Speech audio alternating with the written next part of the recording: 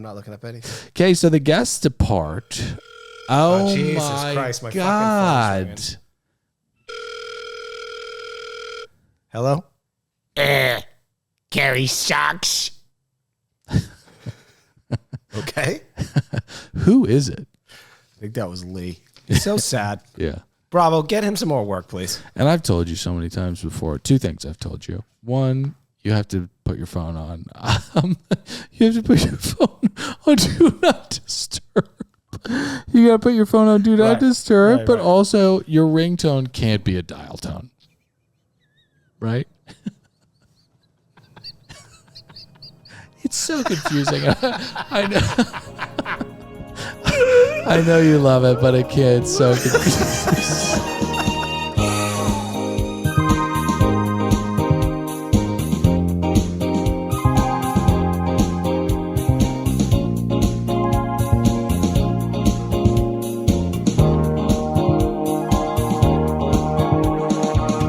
Welcome aboard. Brand spanking new episode of another Below Deck podcast. My name is Dylan. I'm saddled up next to one Patrick Hickey. Permission to come aboard. Granted, how are you? Doing great. How are you? I'm doing great. Listen, we have a lot of stuff to get into. There's a C-Rep mutiny afoot. There is... Oh my gosh, there's so much to get into this episode. I felt like I was watching a movie. Yeah, we'll talk a lot about Wesley Snipes tonight, just with the correlation of the Daywalker vampires with specific powers that make them better than other vampires. Well, I mean, we're going to be talking about a lot of stuff, but before we get to anything, we have to talk about a wonderful new sponsor of this show. Patrick, what is that sponsor of this show? It's called Factor. Factor has been helping us immensely. You know why? And I'm glad you didn't say anything, because that was a rhetorical question to the audience, which cannot correspond or communicate with us at all. So you know why Factor has been so good for us? Why, Dylan? Because it's so fast, it's so delicious, and it's so affordable. Okay, so listen, it's delicious, ready-to-eat meals that make eating better every day easy. Wherever tomorrow takes you, whether you're a sea rat or an adventurer of yore, you can be ready with pre-prepared, chef-crafted, and dietitian-approved meals delivered right to your door.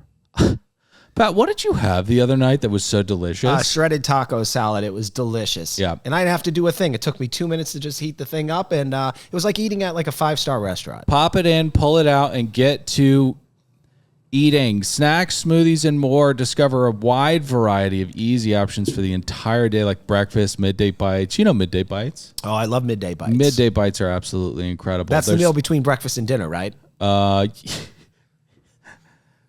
you have what many have described as an eating disorder, so no, that would be lunch to those people. Oh, okay, cool.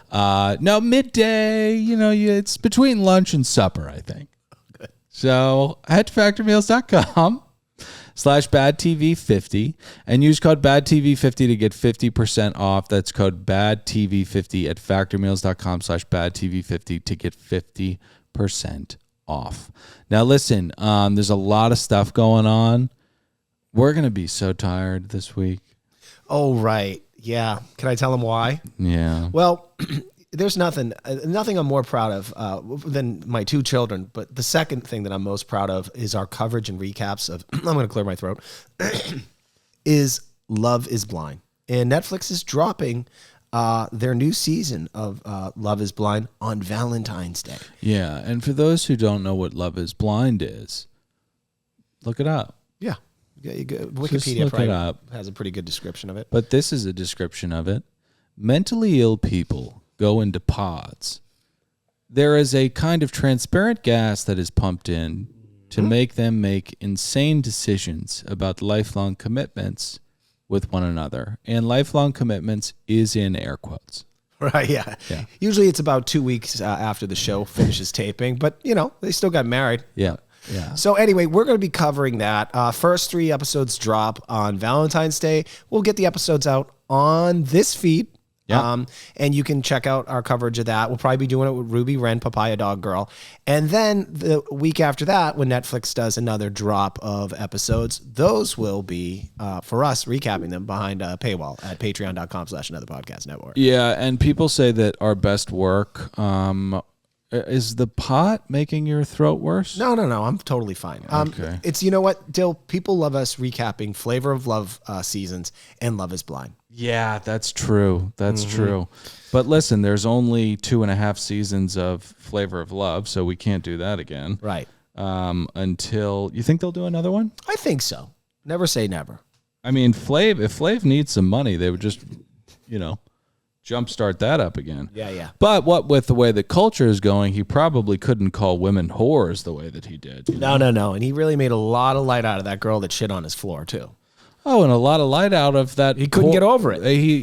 Flavor Flav was, one, devastated by the feces that was plopped onto his floor by a human being, a contestant of the show. Her name was something. She has a name. Her name was something. That was her Flav name. But, and you can listen to all this, patreon.com/anotherpodcast network. But really quickly, not only was he kind of devastated by something's accident, he was also devastated by... One of the ladies had been in pornography. She had been in pornographic films. So what Flav did after being confronted about this by some of the other women who were themselves in porn, he went to, I believe, FedEx Kinko's and printed out a money shot of her and held it up in front of all the other women. And he said, "Is this you?" Hey, before we get into Below Deck, sorry, Dale. I thought about this. When we do that coverage, we try and talk to some people that were on the show. And I reached out to something.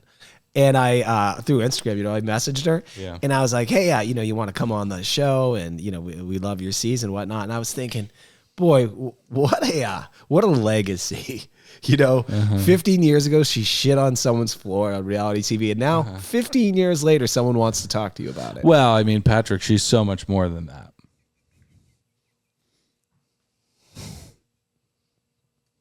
Want to talk about Below Deck? Yeah.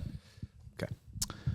So, it's in this quest of trying to not be forgotten, because that's really everybody's biggest fear. Oh, yes. That's why you did a pretty good job if you got a statue. Yeah, you did a good job.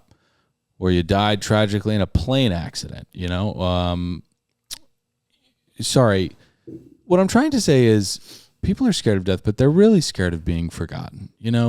Generations after us, we are literally wiped from this planet in memory and in energy. And what something is doing right now is not being concerned with the fear of being forgotten, because once you are freed from that, once you are freed from this notion of, all I'm going to be remembered for is shitting on the ground in Flavor Flav's house, then you can live.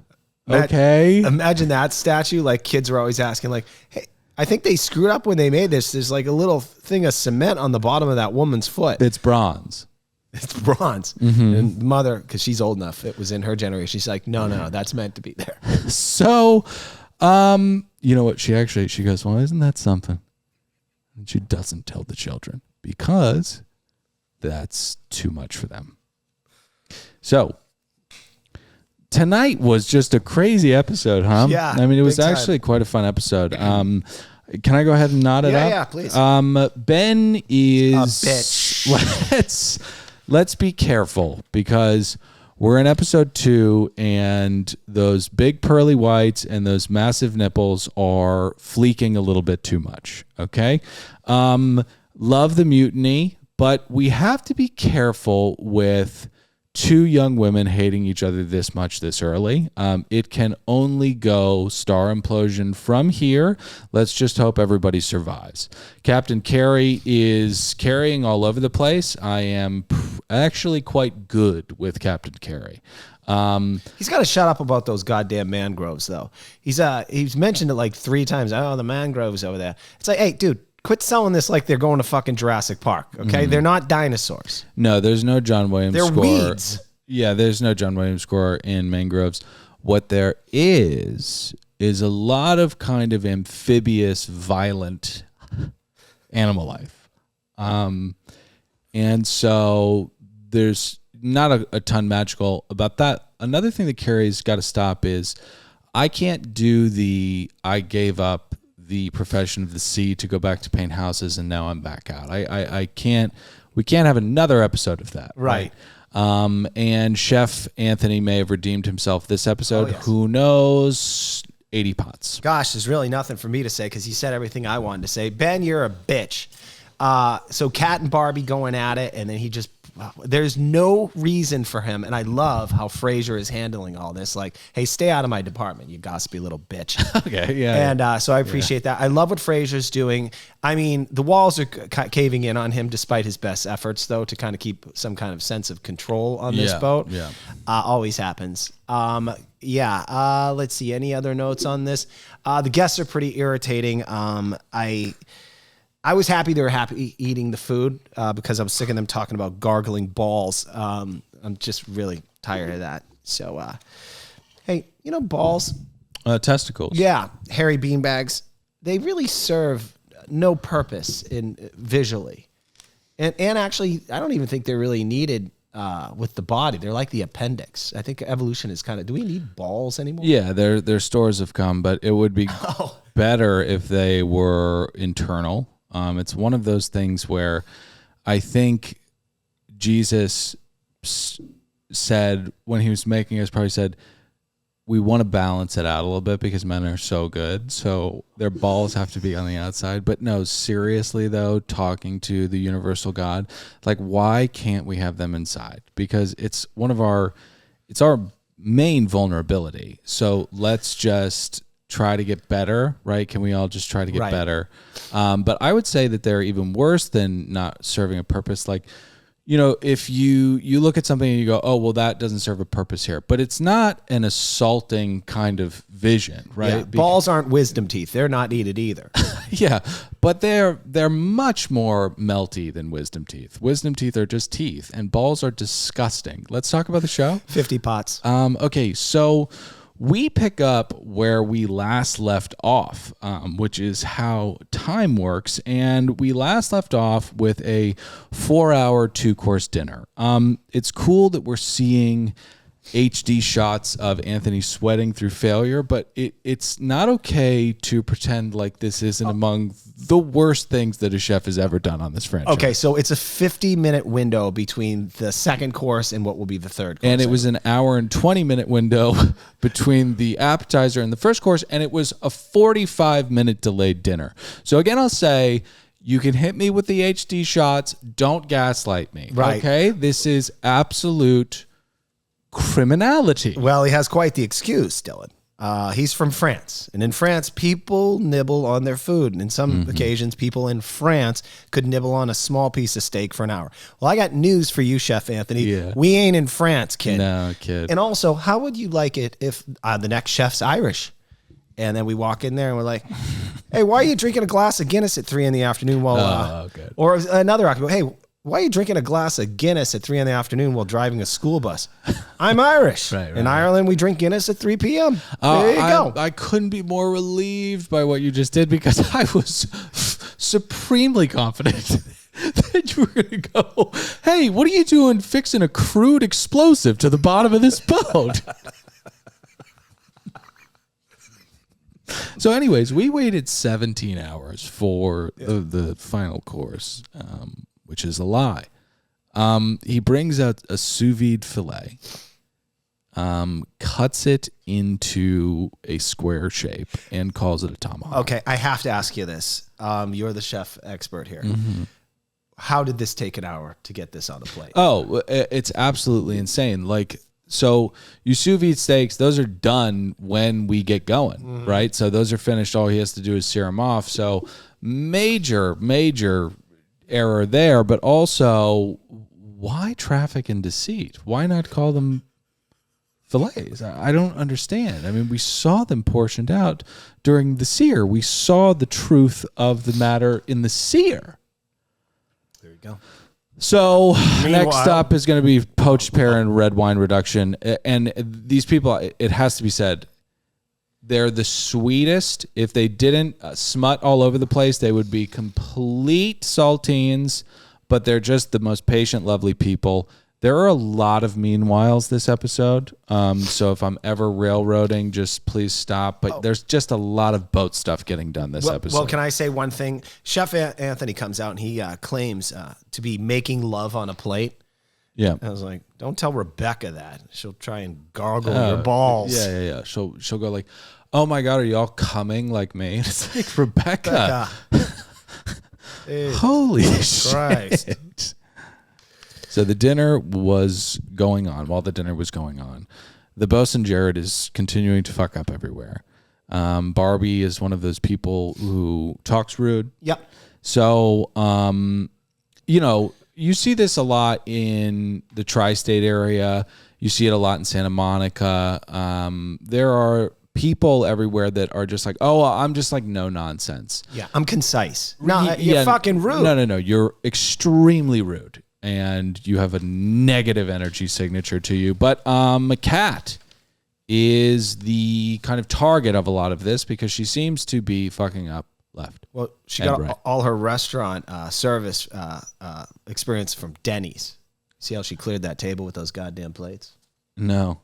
Yeah. What was that? Because the people at Denny's, they take their forearm and they just slide everything onto the floor. And it breaks. And then there's somebody who comes and sweeps it all up. Mm-hmm. But I missed this. How did she clear it? Did she do that? She stacked the plates on top of one another, and Fraser thought that was classless. Oh, it is classless. You never do that. Mm-hmm. Okay.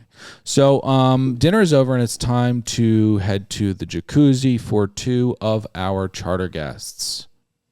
Yeah.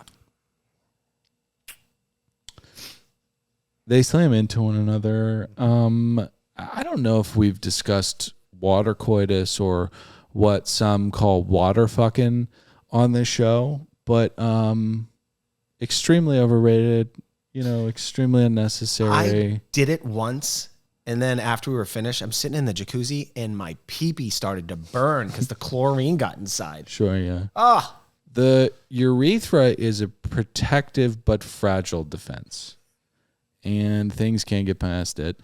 But yeah, no, it does something to the natural kind of erotic lubrication of both sexes.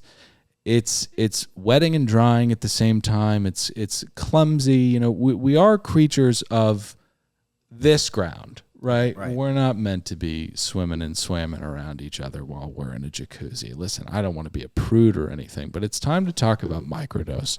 If you are stressed out or if you want sex to be better, use microdose. Also, if you're throwing a party and your guests really annoy you, like I did this weekend at the Super Bowl, we'll talk about on another podcast show. Yeah. I'll tell you, I had a guest that I didn't know. It was a friend of a guest that I know. So basically a stranger. He pulls me aside and he goes, "Can I get your Wi-Fi? Because I'm in the middle of an online poker game right now." I'm like, "You're annoying." And I was going to kick him out of my house, but then I said, "Let me go take some microdose." And I did. And I didn't kick him out of the house. No. What you did was you got a creative boost from microdose. You gave him the wrong password and you said, "Listen, I don't know how to help."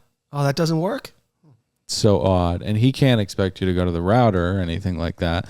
So you have one in that. It can also help with sleep. It also helps with pain. It also helps with anxiety. And it also helps out with workout recovery. And it also helps out with sex. Helps out with everything. Microdose is available nationwide. To learn more about microdosing THC, go to microdose.com and use code BADTV to get free shipping and 30% off your first order. Links can be found in the show description. But again, that's microdose.com and code BADTV. Now listen, when you're nice and calm, relaxed, and sex is made better, then you can take a moment and you can microwave or air fry or convection or heat up your favorite Factor meal. Why? Because Factor is delicious and ready to eat. It makes eating better every day easy. There's over 35 different options a week to choose from, including keto, calorie smart, vegan, and veggie, and more, and even more. And there's even more to enjoy with over 55 nutrition-packed add-ons. Who doesn't love an add-on? I love Are an you add-on. kidding me, Pat? What's your favorite so far this time? Well, I was going to say I had the sage chicken with, I think it was like sweet potato grits. I never had that before. Yeah. Delicious. I feel like I'm eating at a restaurant in my own home. And what's so crazy is that Factor sees the kind of looked over, underutilized herbs. They say sage is special. Sage should be consumed. And what we're going to do is we're going to pair it with chicken and a sweet potato grit. And that's yours, sent to your door. No prep. Thank you. Head to factormeals.com/badtv50 and use code badtv50 to get 50% off. That's code badtv50 at factormeals.com/badtv50 to get 50% off. You're welcome. Go buy it. Support the show. Support the show. We love you. Back to it. All right. So this still is actually where we have. It's worth mentioning. Kyle lets us know he'd let Barbie sit on his face, even though she's a rich, spoiled bitch. Well, she says that she's not going to hook up with him either. Oh. We'll see. We'll see if that. Talk to Kyle this week. He's a nice guy. Oh, did you really? Yeah. That's great. Well, Kyle's very confident in. And I don't mean to be like pervy or anything, but I think that the reason why they're showing that is because the Sea Rats are going to slam into one another later in the season. They're trying to set her up for failure. She's a Sea Rat. She is the pawn of the producers. Now, listen, Kyle is very confident that he will be able to get with Barbie at some point this charter season because he is immensely talented in the bedroom and says, and I quote, "I gave a girl a seizure." Hey, Dale, can I get us through some meanwhiles in the morning? But Patrick, let's think of the Dr. Manhattan kind of power that is. I mean, have you ever given a woman a seizure? No, I haven't. I'd love to, though. I Make out with her and she just faints or something? Yeah. Mm-hmm. Could you? How cool would that be? Like you're performing cunnilingus on somebody and then they just start seizing and foaming at the mouth and you're like, man, Did you get bit by a dog earlier? No. And you go, oh my God, am I good at this? And then you give yourself a high five. You okay down there? No, I mean, it's incredibly dangerous. It's like what Uncle Ben said. So you are talking? Oh, yeah. Meanwhiles. All right. So this is in the morning. We got a lot of meanwhiles here. Here Next we go. day. Next morning. Yeah. Sonny and Ben flirt. I think that's flirting. I can't tell yet. Talking about French fries. Tablescape looks great. Mm-hmm. Captain Kerry does his walkthrough. I think now this is going to be a thing that he does. Yes. And our antisocial vampire Yeah. admits she doesn't want to talk to people and she doesn't like to go outside. And I had a thought about Vampira. Yep. Imagine being her vampire partner, right? And you're bringing her all the blood because she's too antisocial. And you know? okay, and really quickly, we know about your misconception. Okay, we know you're in your car, you're on the Stairmatcher right now, and you're going, vampires don't have partners. And what we're here to tell See you, Interview with a Vampire? we're here to tell you that they absolutely do. You cannot fall in love with a human that will die in a century when you are an eternal blood beast. Go ahead, sorry. Yeah. So I'm Vampira's like friend, you know? Mm-hmm. And I'm like, hey, I've been bringing you blood for 200 years, okay? Yeah. I killed a lot of people. Technically, I'm killing 2 people a day. You know, one for me, one for you. Right. It's time you work on yourself with a therapist, okay? I'm getting old. I'm like 300 years old at this point. Yeah. And those are the kind of I Love Lucy kind of disputes that you have with domestic couplings vampires. Just kind of everyday stuff. Or you're like this. You're like, oh, really? You're going to talk to me like that? Mm-hmm. You know what? Guess who's not getting any blood tonight? Yeah. You. But something that he would never say, and his name is Josh, something that he would never say is, I'm going to push you outside. Because he loves Vampire too much, and that is a death sentence. Now, Vampira knows that the sun is very dangerous, but we learned something with the early Marvel franchise with Wesley Snipes that those that can walk in the day are referred to as Daywalkers. They're essentially gods. Wow. To vampires. What a creative name. I know. And sometimes it takes a lot of creativity to accept the simplest outcome. Right. And that's exactly what vampires have done. So she'll be in danger all day, but hey, if I believe in anybody, it's Zandy/Vampira. More meanwhiles. Yeah. Birthday girl gets a mimosa. Jared briefs Carrie, and Carrie tells Frasier the best kayak spots. And don't forget those backpacks with all the booze in them. Don't forget those. Crucial point there. So we head out for that little excursion. You guys go to the mangroves. It's like God's country in there. In that there are like electric eels with human teeth. They're weeds. Sounds like a fucking Dali painting. It's horrible. And also, they're weeds. Who gives a shit about mangroves? I like Carrie, but hey, let me do a meanwhile. Yeah, Sorry. sure. Guests eat their breakfast while poor Kyle is reduced to the second worst job in the world. And you think I'm going to say Ellen DeGeneres' personal assistant? No, he's a jizz mopper. Jizz mopper! Yeah. And that is the second worst job, though. Being Ellen's personal assistant. And I'll not apologize for the cough. It's a normal thing that happens. Okay, so the backpack is left behind with the refreshments, and as far as Captain Carrie is concerned, it's Vampira's fault. Now, Frasier is confronted by Carrie, and the blame game commences. Yeah, all right, so where are we here? Okay. Oh, let me break down the game film, because it's kind of confusing. Oh, by the way, new exciting development in my life. I'm watching Traitors. You are watching. Yeah. Okay. We got to talk about it. You like it? Patrick, I need to get on that show. All right. I think you got to be more famous. Oh, yeah. Get you We on got a a reality long show. way to go. But I think let's talk about it Patreon, or maybe I'll just spill the beans here. But a lot of thoughts on the Traitors, because you have a lot of thoughts on the Traitors, right? I watched I did it because a friend of the show, Kate, was on it. I watched like half the season, then I got busy. I think we had to do Love is Blind again or something. Oh, wow. Well, it's a fantastic show, and I apologize. Go ahead.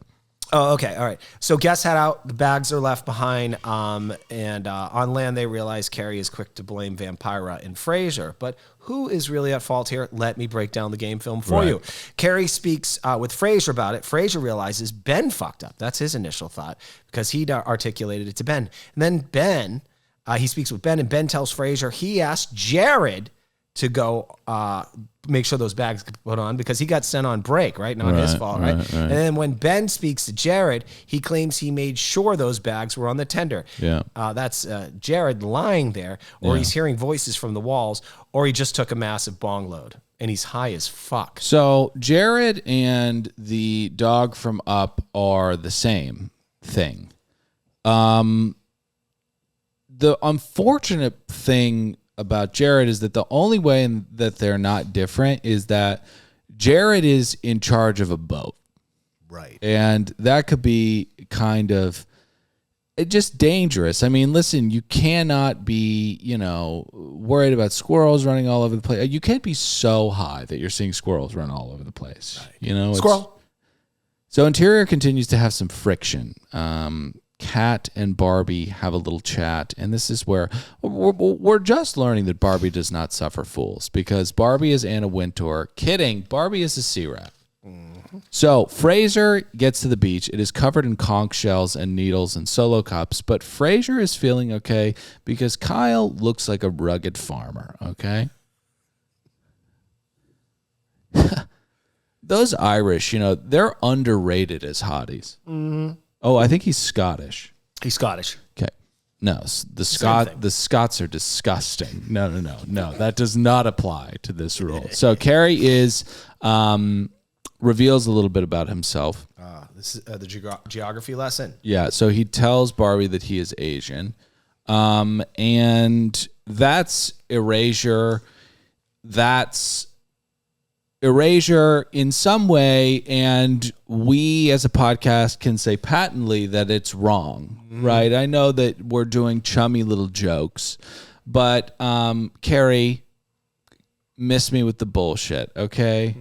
You know what I mean? Well, he's watching Captain Hot Pants on Down Under. He's thinking, let me get some of that. Yeah. But you need to take it easy, okay? Barbie and Kat both feel as though the other is Regina George in this moment. And the aggressive passive aggressiveness is at a fucking 11. Big time. And not only that, at the same time, Frasier and Ben both agree that Jared's a fucking moron. Yeah. This spool of yarn is unwinding quickly. We normally don't get these developments of resentments growing to like episode 4 or 5. Yeah. I mean, we're right in the thick of it, and it's episode 2. Yeah, that's what I'm a little concerned about. But listen, we'll see. I mean, maybe it's the season of multiple implosions. You know, I wouldn't be upset if this boat had a even more ferocious turnover. You know, let's put Simon Cowell in the captain's seat and let's just get rid of people. I agree. You know, over and over again. So Kat hits the beach. Rats. That's right. Yeah. She tells Frasier, Barbie is not speaking to me correctly, and she's Regina George. And then lunch is served. We've got Caribbean chicken wraps, Cuban sandwiches, and an arugula salad. This is Mendocino perfect. Now, Zandy is being slowly killed by the sun, as we know, and Barbie is getting ready for Me on Me night. Brian, friend of the primary, has been drinking a little bit too much. And you know how the sun gets to you when you're drinking. Oh, yeah. You know, I mean, that's a headache in a bottle. And so he face plants into the beach. And that is when we get to a little Sea Rat history. Now, people are very fired up about this Miami night. None more so than Barbie. But Anthony's fired up, too, because his first restaurant was called La Panama. So he is going to knock this out of the park. In his words, it's going to be caliente. Now, we're going to get there, but first we have to talk about Ben. Pat? Okay. This is a crazy sea rat behavior that we have here. He's a gossipy little bitch. He lets Barbie know that Kat was talking shit about her. And, you know, much like Game of Roses, who's that weirdo that hosts that show? Do you mean our friend and colleague and peer? Yes. Not sure. Oh, okay. He's got a weird name like Garth or something. Anyway, Game of Roses for the Bachelor world, they have all these words. You know, I have the Sea Rat Sad scale. Look, I'm not gonna lie, I'm a little jealous about their success, and I'm starting to like steal things from them. We have to have more names for things of these behaviors or the actions that sea rats do. So what do you think about this? As far as being a gossipy bitch when one of these sea rats crosses the line? Oh, this is fun. This is an entry. All right. So what do you think? We call it sea ratting. Yeah. Sea ratting? Yeah. And what I said earlier could not be more apt and present here. Sometimes the most creative thing you can do is find the simplicity in the outcome. All right. So I like that one too. Yeah. But how about this one? Maybe it's a stretch. How about bow stabbing? Oh, wow. Bow stabbing. Okay, see, I would say a little too popsicle pun kind of forced. I would say that Sea Ratting is the leader in the clubhouse right now. Okay. All right. We'll workshop it. Anyway, that's what he's doing. So lame. And He's bow stabbing. Well, in Sea Rat fashion, Barbie then goes to complain about this to Frasier.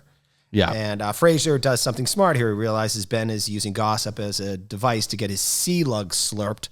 And he tells him, hey, quit being a gossipy little bitch. Yeah. We need a confrontation here. We need a confrontation because we need Frasier to recognize what's about to happen. And he does. And he says, can you please not try to start a fucking mutiny? This isn't, Belarus, man. This is a boat, okay? So everyone is sunburned, and we get to dinner. Venezuelan chicken arepas, overstuffed, and ropa vieja, and a beautiful flamingo cake. Now, listen, this was on theme. It came out on time. The flavors were popping, and I'm going to go ahead and give it 82 pots. What a comeback. What do you think it was all the fuck up about the first night? I don't think he's a real chef, and I think that he was, just not being a real chef. Okay. No, I think that some of the provisions and the organization, always the first day is always very tough on chefs. With that being said, I will allot him no leash. That is one of the most insane things I've ever seen a chef do, as I've said time and time again. So Vampira is listening to what is her kind of sound bath. It's a murder podcast. She's into the murders like old Patty. Yeah, some people have kind of wraithy kind of things doused in jade to get them to sleep. Vampira and Patty listen to bloodshed. So, C-Rat dating history. It is all so sad. Well, Kyle's been single for 6 years, Yeah. and Jared was engaged. And I think this way explains it. She hated how the house smelled like weed all the time, so she pretended to move to Italy. Yeah, I vaguely remember him saying something like that. Mm-hmm. And after that long, winding, kind of boring tale, quite frankly, he says that he thought he found his person. And the harp strings play, and he says that person was a C-Rat. And so was he. So obviously, with this being a tale as old as however long the show's been on, it didn't work out. We get to the next day. Next morning. Fucking double rainbow. Double fucking rainbow. That is fascinating. It's just amazing when you see two. Hey, this is that point where you said in your thoughts and knots about Carrie talking about his home life. Yeah. That's when he goes for it again. He tells us about his kids. And I don't know why, but I pictured them bald, you know? Yeah. Oh, yeah. But they weren't. They had hair. How'd you sleep? Oh, I slept like a baby. You know, I always hear that, and it reminds me of my children and the time I went back to the mainland for 10 years so that I could be around them. Okay, Great. don't do that. Well, he's very present dad. He's only do filmed that. 2 separate TV shows this year Yeah. abroad. Right. Hey, Carrie, I like you. I'm just busting your balls. Yeah. So we have a little sheet swap. We have a little lobster Benny. We have Jared tying a knot correctly, which was pretty insane. And then we get to the first docking. But before we do, Barbie and Kat have a really, really beautiful makeup session. Kinda. So it goes a little something like this.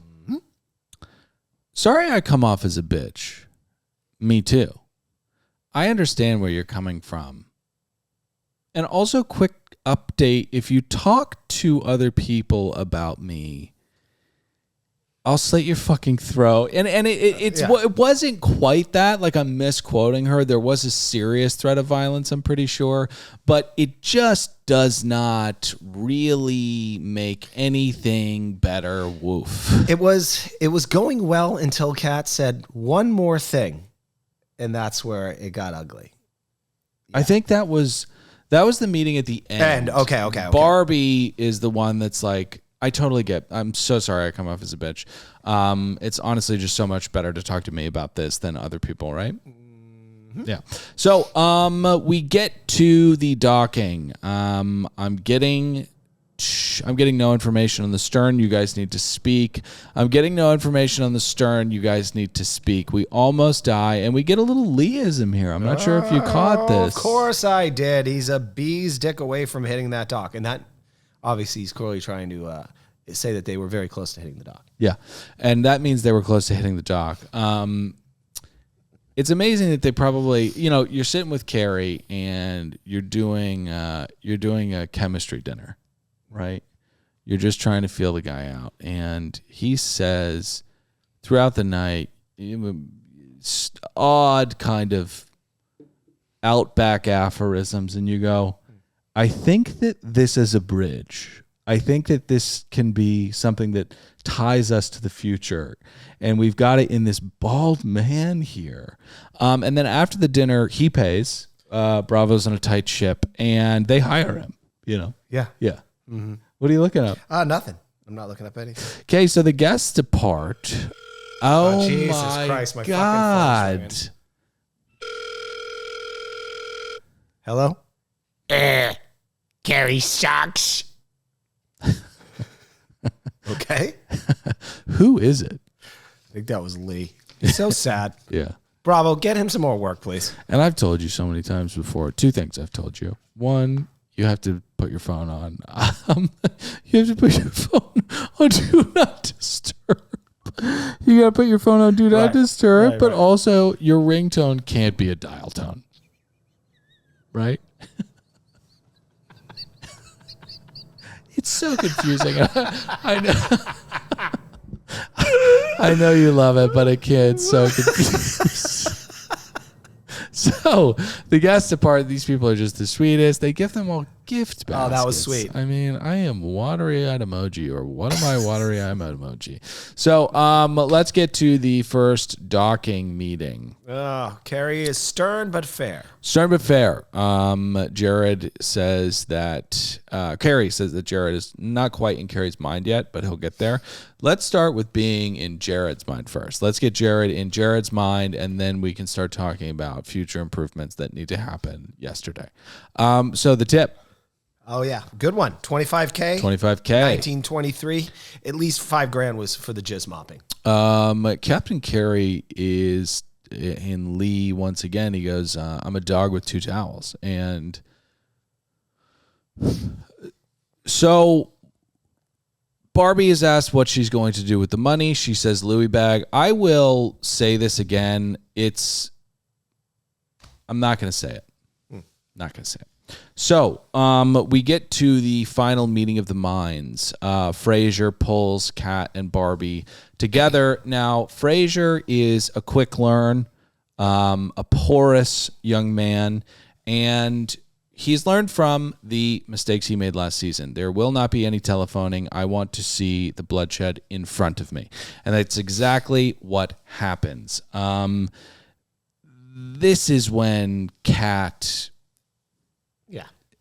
You're already dealing with a shrewd negotiator here in Barbie, so let's not try to get any kind of armor all on the tires for free, right? When we're in the barn or when we're over the line, let's just call it. Let's right? call it. But she does not, and that forces Frasier to say, "I'll fire your asses." And you are going to hear us next week. We love you guys so much for listening to the show.